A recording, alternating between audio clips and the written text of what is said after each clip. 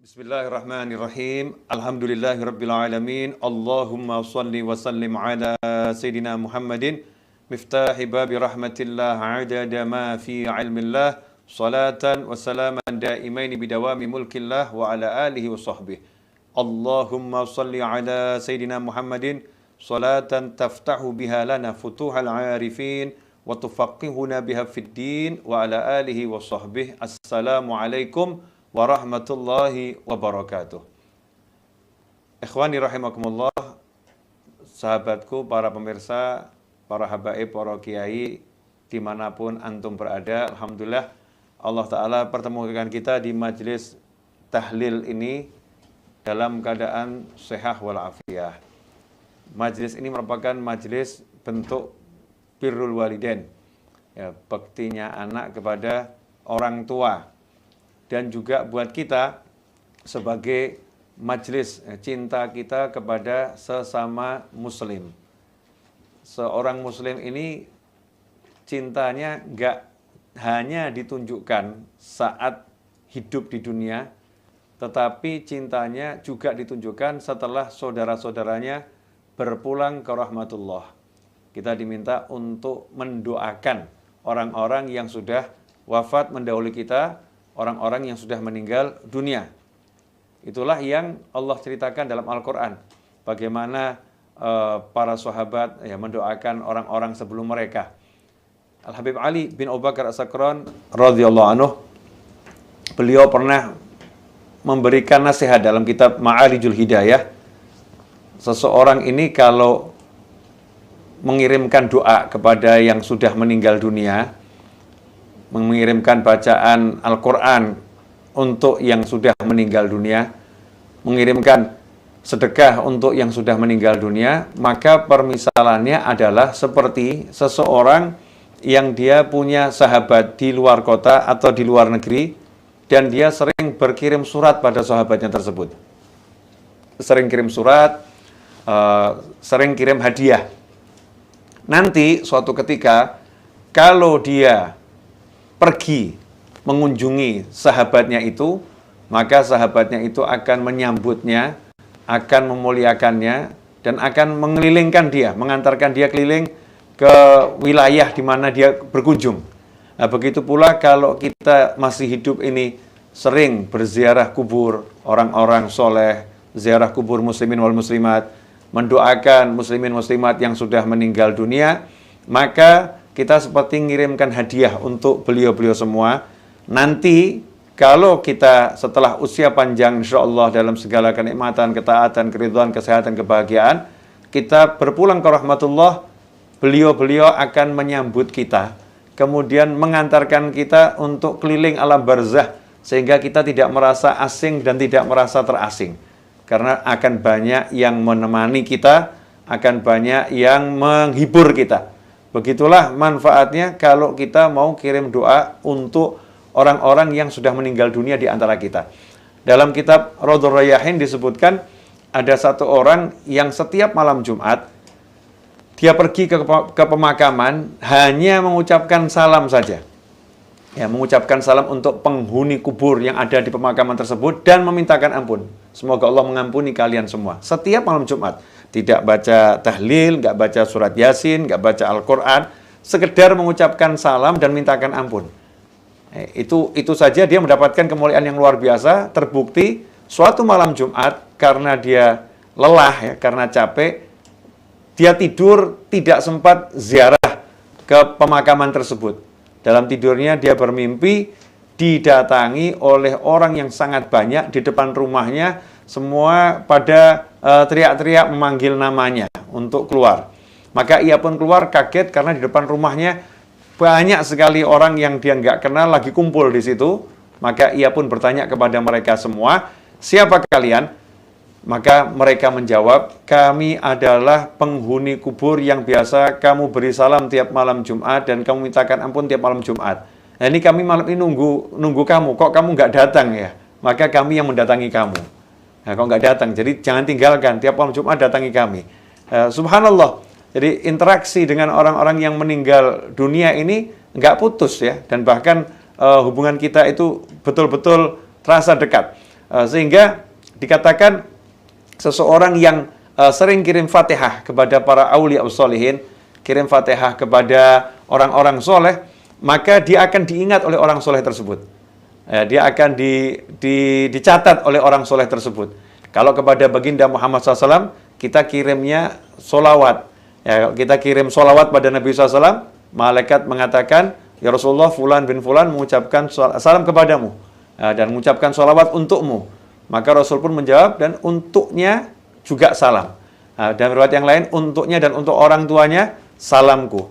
Nah, ini kita diingat sama Nabi Muhammad SAW. Kalau kita sering sholawat pada Rasulullah SAW. Nah, kalau kita sering kirim hadiah Fatihah, kemudian kita sering kirim bahkan khatmul Quran, sodakoh, untuk orang-orang soleh yang meninggal dunia, dan untuk kerabat kita, keluarga kita, maka di alam sana beliau-beliau mengingat kita, dan akan terjadi hubungan yang semakin dekat, ya, semakin sering, semakin dekat. Karena itu kalau kita lihat amalan para habaib khususnya, dan para pecinta para habaib, yaitu para kiai, ya, para guru, para santri, amalannya itu adalah sering kirim Fatihah. Maka dikatakan yang paling banyak baca Al-Fatihah untuk hajat dan ila ruh itu paling banyak adalah orang Indonesia dan orang Hadramut. Itu paling banyak. Karena murid-muridnya para habaib dan para kiai, Al-Fatihah ruh, Al-Fatihah ruh itu sering. Mau mulai majelis, setelah mulai majelis, ya kirim Fatihah. Biar apa? Biar nyambung rohnya. Nah, kalau untuk orang lain, nyambung.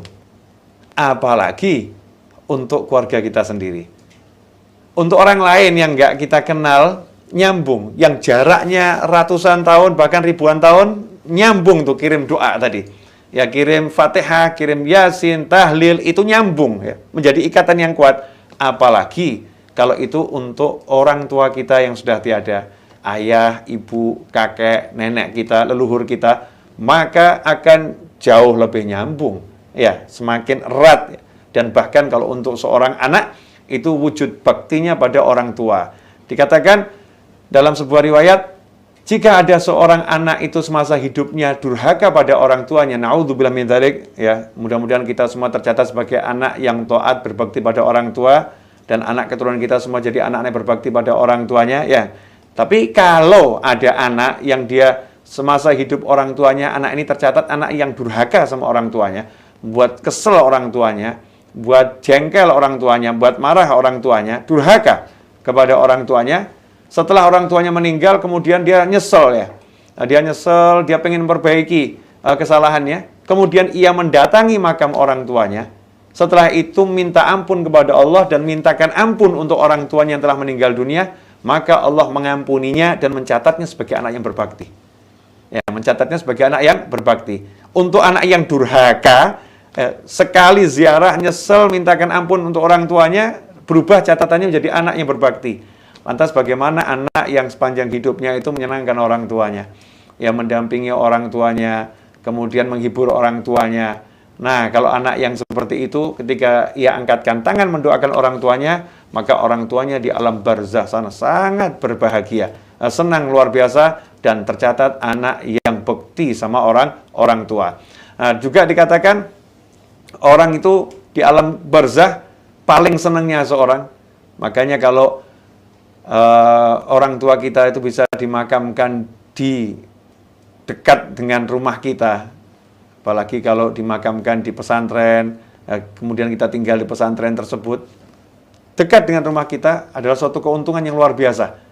Sebab dikatakan untuk orang yang sudah meninggal dunia, kenikmatan yang paling besar yang Allah berikan di alam barzah sana adalah ketika orang yang paling dia cintai di dunia berkunjung menziarahinya.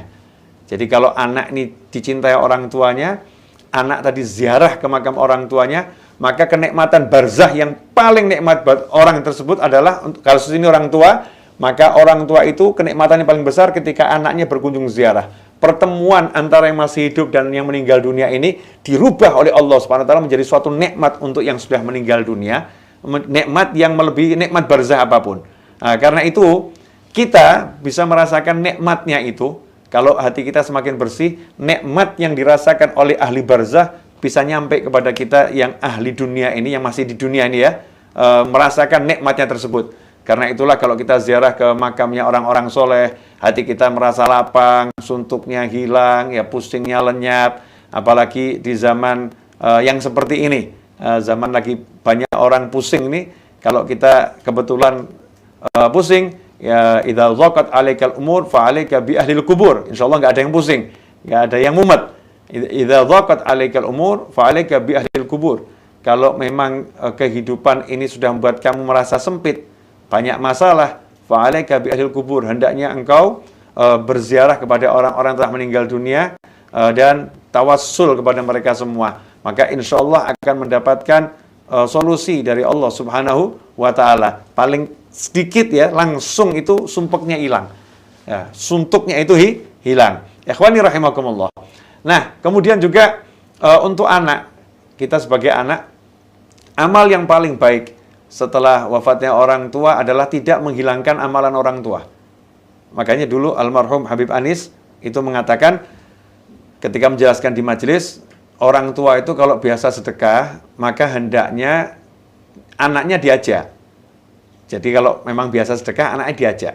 Ini ayah atau ibu biasa ngasih fulan sekian, biasa ngasih ke majelis ini sekian, biasa ngasih ke pamanmu sekian, biasa ngasih ke bibitmu sekian. Sehingga biar anak ini tahu, oh orang tua saya ini biasa ngasih fulan sekian, sekian, sekian, sekian, sekian. Amalannya, sedekahnya ini tahu semua anak. Sehingga ketika orang tuanya meninggal dunia, amalannya nggak hilang. Biar anaknya bisa melanjutkan. Karena anak yang berbakti tidak akan memutuskan amalan orang tuanya. Dilanjutkan tuh amalan orang tuanya. Kalau biasa bantu pamannya, dia akan lanjutkan bantu pamannya, bahkan lebih dari apa yang sudah dilakukan orang tuanya. Pengen lebih baik, biar orang tuanya lebih senang. Kalau biasa bantu di suatu kampung, itu ada suro atau langgar kecil yang biasa dibantu, atau guru ngaji yang biasa dibantu, maka sebagai anak kita lanjutkan dan bahkan jadikan lebih dari sebelumnya.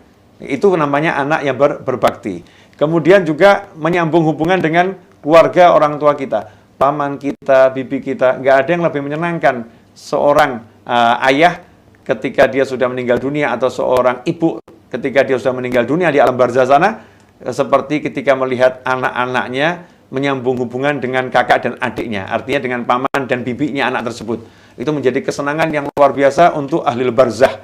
Ya, karena itu ikhwani rahimakumullah, kita kalau ya insya Allah semua panjang umur, kalau ada kerabat kita sudah tiada, orang tua kita sudah tiada, jangan jadikan mereka tiada.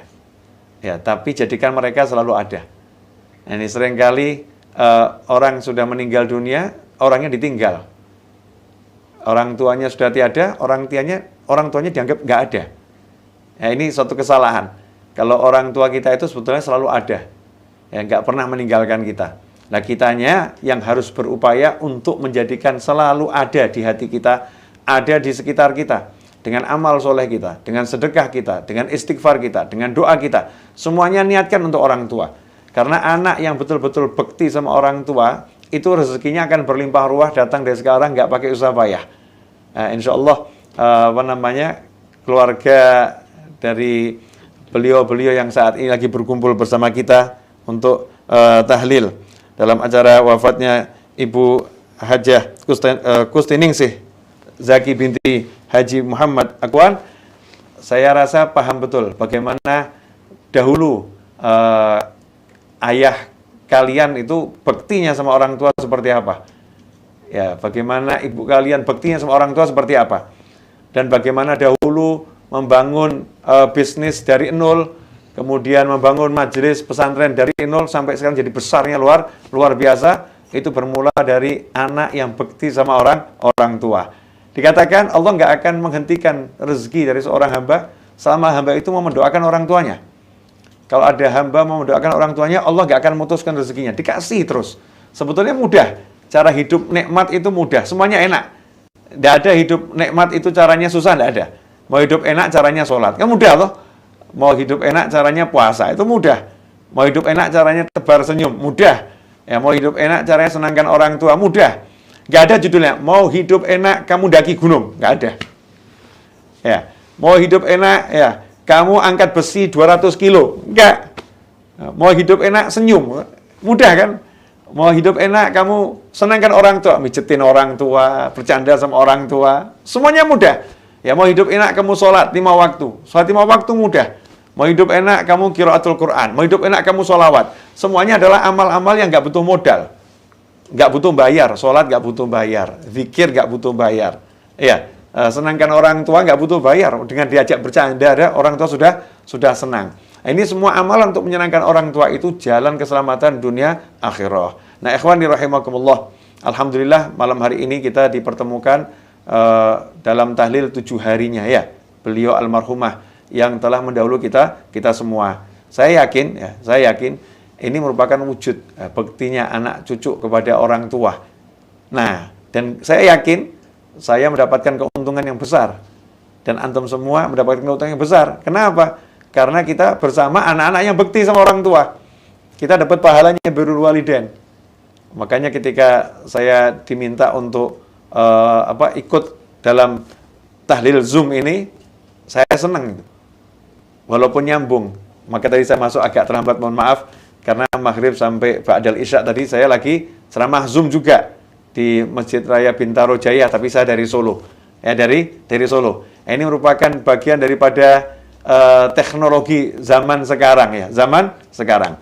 Pesan saya untuk semuanya, sekalian mudah-mudahan jadi amal untuk almarhumah, karena lagi kumpul semuanya ini. Banyak orang-orang pinter di depan saya, banyak orang-orang soleh di depan saya, mudah-mudahan bisa membantu nyampaikan pada yang lain. Ya, zaman ini banyak orang ketakutan. Zaman ini banyak orang galau dengan segala macam kejadian. Saya cuma pengen ngingetkan orang dulu itu dikasih amalan sama orang tuanya, sama leluhurnya. Baca rotib hadad, baca rotibul atos, baca yasin, baca burdah, baca barzanji, baca simtuduror, ya, baca simtuduror, baca sholawat munjiyah, baca sholawat nariyah. Sekarang ini kok hampir nggak kedengaran ya. Ini masjid-masjid kok nggak menyuarakan burdah. Walaupun orangnya cuma takmir saja 2 orang, kan suaranya bisa dikeluarkan, suara burdah, suara barzanji, suara diba. Ini darurat zikir, darurat sholawat, darurat maulid, ini kok nggak kita gaungkan. Padahal nggak bertentangan dengan undang-undang apapun, nggak bertentangan dengan aturan pemerintah apapun, bahkan pemerintah akan senang kalau kita menghidupkan suasana spiritual di tengah-tengah masyarakat sehingga stres ini hilang. Ya, stres ini hilang kalau kemudian masyarakat bisa bareng-bareng di setiap penjuru Zoom isinya Zoom burdah, Zoom simtuduror, ya, Zoom nariyah. Masya Allah. Kemudian di masjid-masjid, kan masjid mikrofonnya boleh bersuara dan harus bersuara. Apalagi di Pekalongan, Masya Allah. Kebetulan nih keluarga wali kota kalau bisa mensosialisasikan di musola-musola langgar-langgar. Saya tuh punya teman tinggal di daerah Jawa Timur sana, ada satu daerah, saya nggak akan sebutkan wilayahnya. Semua wilayah di sekitarnya itu wilayah merah. Ada lagi wilayah hitam pekat. Tapi wilayah yang satu ini nggak pernah merah, alhamdulillah, Masya Allah. Ya, kuning, hijau, nggak sampai merah itu. Kemudian dicari rahasianya apa? Rahasianya surau, langgar, musola, masjid, majelis taklim itu tiap hari baca burdah. Walaupun 1 orang, 2 orang, ya, tiap hari baca burdah. Nah, kemudian khotmul Quran. Dulu kalau kita punya hajat khotmul Quran. Kalau mau ada menghadapi musibah khotmul Quran. Nah, ini pondok tahfidz Quran yang besar. Nah, santrinya gerakkan, niatkan tahfidz Quran tiap hari, khatam Quran sekian santri, semuanya khatamkan Al-Quran. Ya, setiap hari niatkan untuk raf'ul bala, untuk mengangkat bala. Kalau semua ini bergerak seperti itu, junudullah akan turun.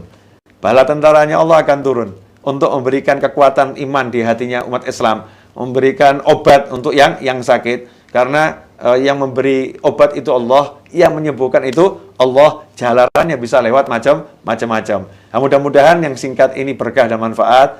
Kurang lebih mohon maaf, walaupun singkat, saya udah bicara 20 menit kurang lebih. Afwan, jazakumullah khairan. Terima kasih sudah diberi kesempatan. Mudah-mudahan kita doakan bersama. Nanti juga para habaib, para kiai yang bertugas berdoa juga mendoakan.